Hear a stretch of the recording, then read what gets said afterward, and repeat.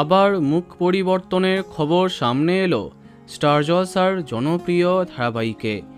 একের পর এক নানা জনপ্রিয় ধারাবাহিকে প্রধান চরিত্রে তারকা বদলের খবর নতুন নয়। বেশিরভাগ সময় রাতারাতি পাল্টে গেছে স্টার জলসার চর্চিত জনপ্রিয় ধারাবাহিকের নায়িকারা। এবার একই রকম ঘটনা আবার ঘটতে দেখা যাচ্ছে।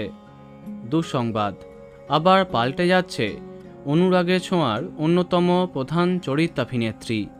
পরিবর্তে যাকে দেখা যাবে তিনিও বেশ চেনা মুখ। হঠাৎই পাল্টে যাচ্ছে ইরা।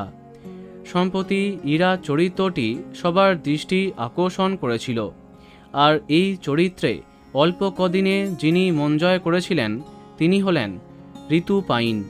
এটাই ছিল তার ডেবিউ সিরিয়াল, কিন্তু হঠাৎ রাতারাতি তাকে সরিয়ে দিয়ে অন্যতম জনপ্রিয় টেলি অভিনেত্রী প্রিয়ান্তিকা কর্মকারকে আনা হয়েছে। হ্যাঁ, এবার থেকে ইরা চরিত্রে দেখা যাবে প্রিয়ান্তিকা কর্মকারকে।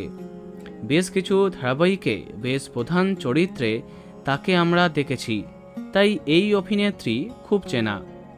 সম্প্রতি নতুন চমকে দেখা যাচ্ছে সেনগুপ্ত বাড়িতে ফিরে আসছে ইরা। সে বলছে, আমি বেঁচে আছি স্যার, আর আপনি কিনা অন্য কাউকে সিঁদুর পরিয়ে দিচ্ছেন।